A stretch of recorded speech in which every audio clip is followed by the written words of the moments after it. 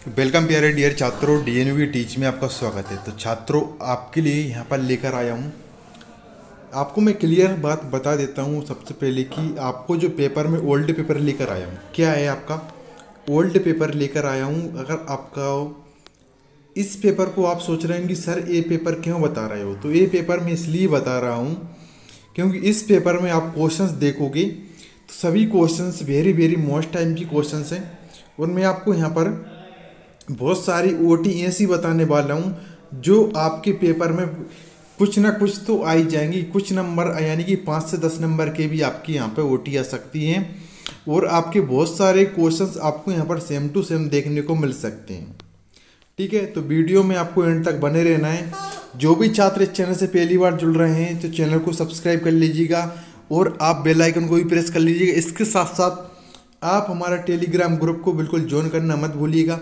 Telegram पर मैं आपको ये पीडीएफ बिल्कुल फ्री में दे दूंगा।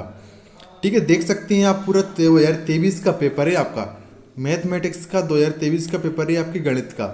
तो बिना टाइम वेस्ट किए अब हम इस वीडियो को स्टार्ट करते हैं। तो जैसा कि आप यहाँ पर देखो, आप यहाँ पर देखिएगा तो क्या दे रखा है आपको। यहाँ पर एक दे रखा है सही विकल्प, समीकरण निकाय a1x plus b1y plus c1 बराबर 0 तथा a2x plus b2y plus c2 बराबर 0 के अद्वितीय हल होने की शर्त लिखिए। अद्वितीय हल होने की आपकी शर्त होती है a1 बटे a2 not equal to b1 बटे b2, यानी कि आपके a1 बटे a2 का मान और b1 बटे b2 का मान आपस में बराबर नहीं होंगे। ये कंडीशन होती है आपकी कोई हल नहीं होगा। ये कंडीशन होती है आपकी अनंत अनेक हल होने की। ठीक है, इसके बाद यहाँ पर देखो आपके पेपर में, इसलिए मैंने बोला है कि 5 से 10 नंबर आपके सेम टू सेम ओटी में आ सकते हैं। आपको इन तीनों में से कोई सा भी आए आपको बिल्कुल करके आ जाइएगा। मैंने आपको तीनों ही बताए, एक बार बताता हूँ। ये आपकी अद्वितीय हल की कोई हल नहीं होगा, अनंत अनेक हल होंगे।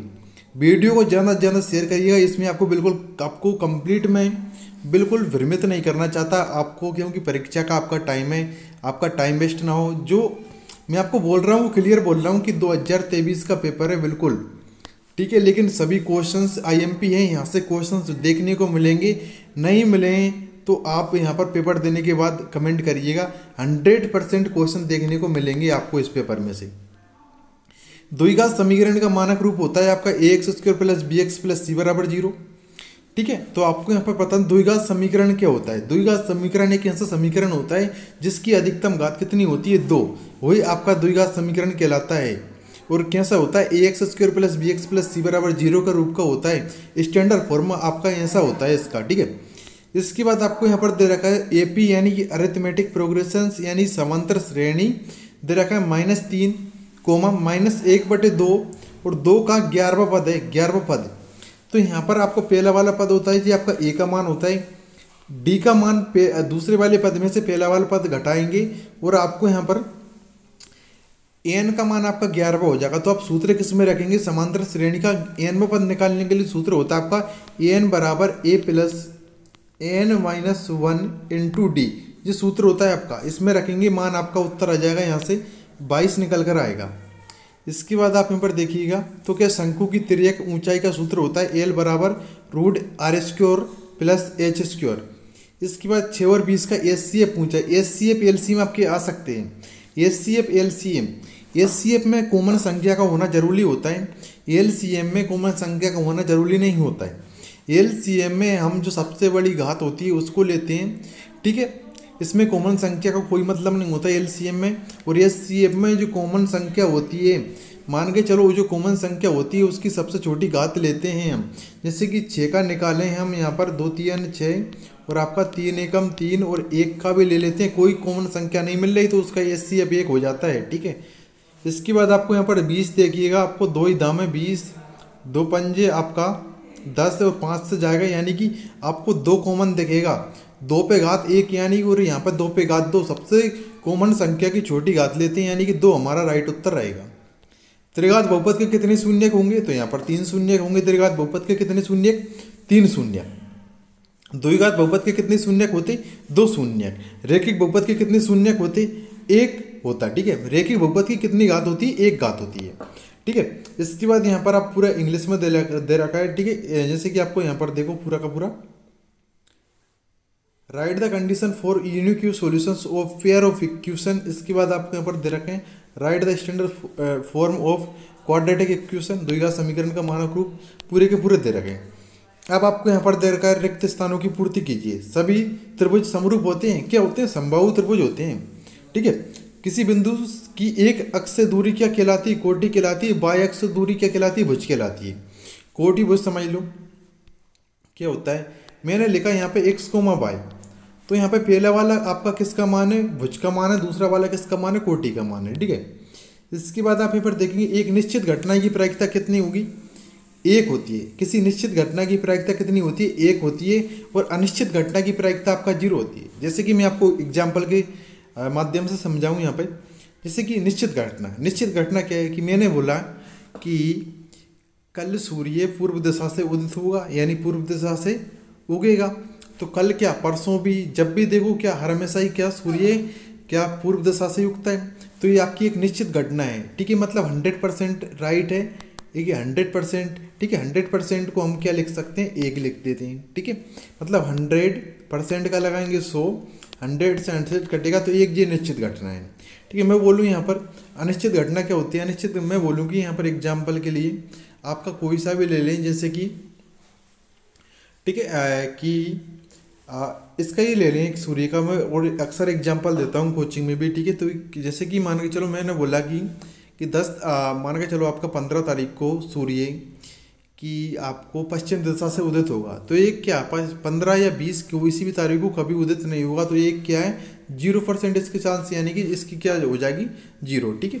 तो किसी एक जो रेंज क्या रहती है किसी घटना की प्रायिकता की 0 से 1 के बीच में होती है, ठीक है। तो यहाँ पर मैं बताऊँगा। इसके बाद रूट 2 एक क्या, एक अपरिमेय संख्या है। रूट वाली संख्या अपरिमेय संख्या कहलाती है। श्री धराचार्य ने एक सूत्र प्रतिपादित किया, जैसे आप क्या द्विघात सूत्र के रूप में जाना जाता है। सूत्र कौन सा था, वो सूत्र था आपका x बराबर माइनस, एक बार और नोट कर लीजिएगा, x बराबर minus B plus minus under root B square minus 4ac बटे 2a। ये सूत्र ऐसा था कि अगर अपन डायरेक्ट फैक्टर नहीं कर पा रहे हैं, मतलब डायरेक्ट गुणनखंड नहीं कर पा रहे हैं, तो इस सूत्र की मदद से हम गुणनखंड कर लेते थे। इसके बाद आपको समांतर श्रेणी का 10वां पद निकालने के लिए बोला है। तो वही आपका a का मान हो जाएगा, d का मान 10 में से 5 घटाना, तो d का मान भी कितना 5 आएगा, और n का मान आपका 10 हो जाएगा। उसको करिएगा, आपको इससे भी मिल जाएंगे उत्तर। इसके बाद आप यहाँ पर देख सकते हैं घन आपका आयतन, अब सही जोड़ी दे रखी है।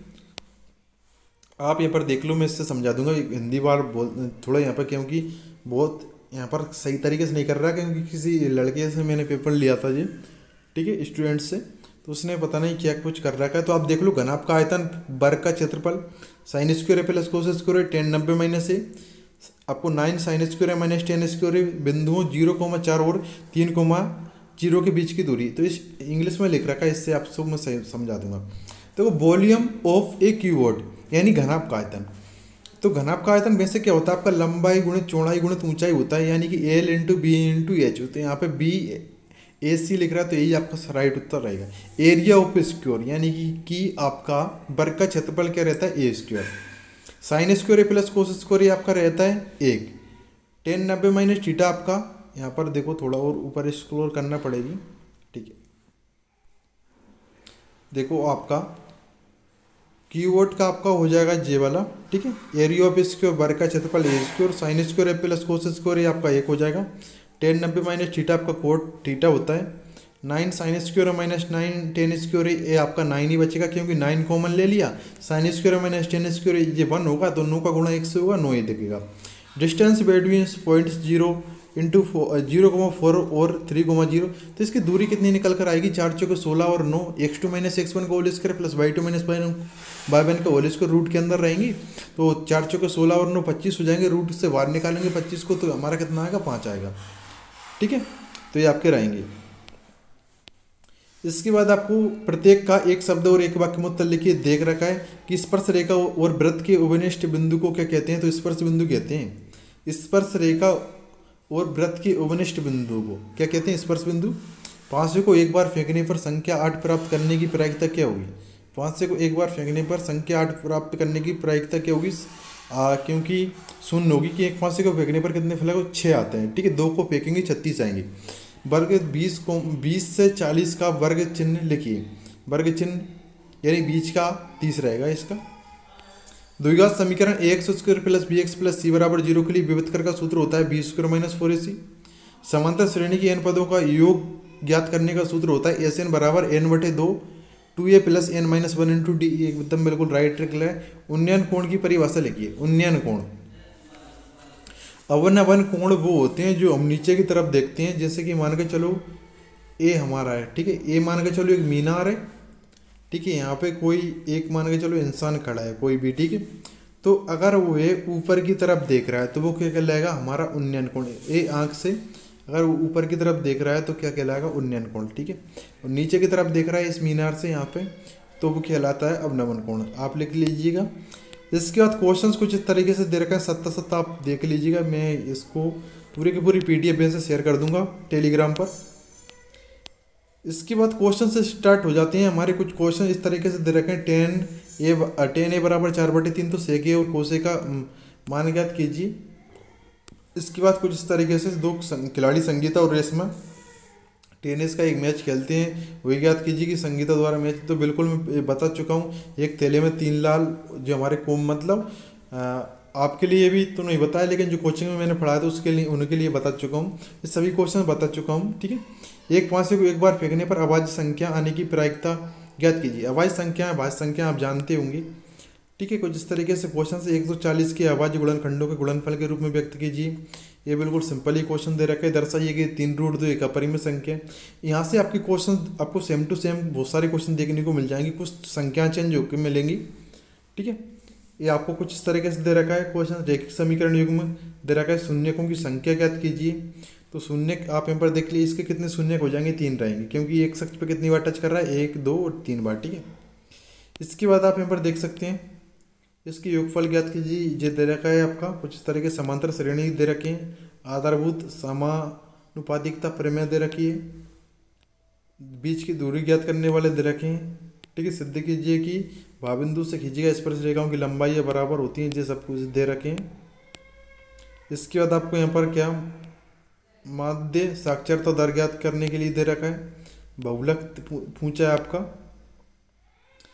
इसके बाद 2 संख्याओं को अंतर 26 है, तो एक संख्या दूसरी संख्या की 3 गुनी होने ज्ञात करना है। रैखिक समीकरण युग्म को हल कीजिए। कुछ इस तरीके से आपका पेपर, अगर इसको आप अच्छी तरीके से कर लेते हो, काफ़ी क्वेश्चन आपको देखने को मिल जाएंगे आपके पेपर में, ठीक है। इस टाइप की संख्याएं चेंज हो सकती हैं, लेकिन बहुत सारे क्वेश्चन आपको देखने को मिलेंगे। आई होप कि आपको वीडियो हेल्पफुल लगे। अगर आपको वीडियो हेल्पफुल लगे तो इस वीडियो को लाइक और कर दीजिएगा। आपका जो भी पेपर होगा उसका आपको सोल्यूशन कल चैनल पर अपडेट हो जाएगा, ठीक है। उसको देख लीजिएगा आप कैसा कुछ क्या पेपर कर आओगे। कल के पेपर के लिए best of luck. Thank for watching video.